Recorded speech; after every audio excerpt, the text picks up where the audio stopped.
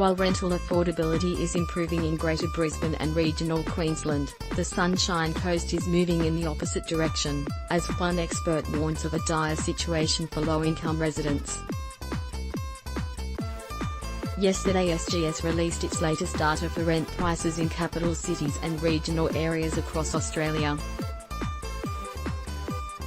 The study examined median prices for 1 to 4 bedroom homes for each Sunshine Coast postcode, mapping them against household income. For a family earning $75,000 a year looking to rent a 3-bedroom house, every suburb on the Sunshine Coast is unaffordable, exceeding 30% of the household's income. For that family, the most achievable homes lay in areas around Beerburrum, Beerwah, Landsborough, Maleny, Nambour, and Bly, but under the study's definitions these areas are still moderately unaffordable.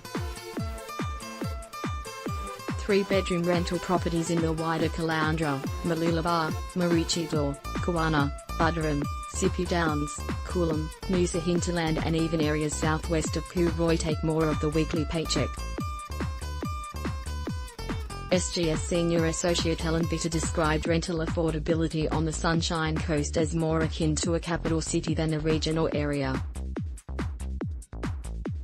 The situation is really quite dire compared with the rest of regional Queensland, she said. Affordability in the Yamundi and Tewantin areas in particular had been deteriorating in the past 2 years. Ms. Vitter called for greater action from governments and the private sector to supply social and affordable housing with prices significantly lower than the current average.